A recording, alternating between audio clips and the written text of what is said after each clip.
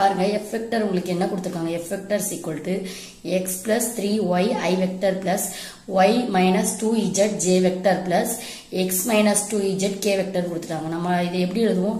f vector f1 இது f1 I vector plus f2 j vector f3 k vector. Already நமக்கு இந்த formula தெரியும்.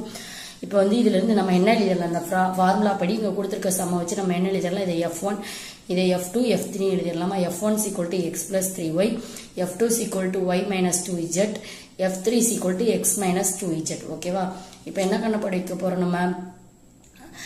div னா என்னது? Divergence f. ஓகேவா? டைவர்ஜென்ஸ் f நம்ம எழுதலாம் del of f. இதுதான் வந்து சோலனாய்டர். ஓகேவா? இப்படி டைரக்டா எழுதலாம், இல்லனா dvf னு எழுதலாம், இல்லனா இந்த மாதிரி எழுதலாம். ஓகேவா? Equal to dou by dou x f1 plus dou by dou f2 dou by dou y plus dou by f3 divided by dou by z. இதான் வந்து ஃபார்முலா. ஓகேவா? இதான் dou dot f வெக்டருக்கு ஃபார்முலா. ஓகேவா? இப்போ வந்து என்ன பண்ண போறோம்? x வச்சு f1 டிஃபரன்ஷியேட் பண்ண போறோம். x வச்சு f1 டிஃபரன்ஷியேட் பண்ணா என்ன ஆகும் நம்மளுக்கு? f1 இது வந்து x வச்சு டிஃபரன்ஷியேட் பண்ணும்போது இது வந்து 1 ஆயிரும். ஓகேவா? x வச்சு டிஃபரன்ஷியேட் பண்ணா இந்த டேர்ம் 1, இது வந்து 0. சோ 1 மட்டும் தான் கிடைக்கும். 1 plus f2 இதை வந்து y வச்சு f2 வந்து y வச்சு டிஃபரன்ஷியேட் பண்ண போறோம். சோ என்ன கிடைக்கும்?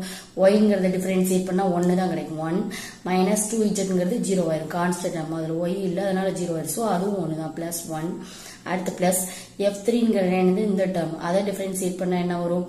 இந்த டேர்ம் என்ன ஆகும்? z வச்சு டிஃபரன்ஷியேட் பண்ணும். இந்த டேர்ம் 0 ஆயிரும். சோ இதை வச்சு டிஃபரன்ஷியேட் பண்ணும்போது -2 மட்டும் அப்படி இருக்கும். z-ங்கிறது 1 ஆயிரும். சோ -2 into -2 into 1 னா என்னது? -2 தான். சோ -2 வரும்.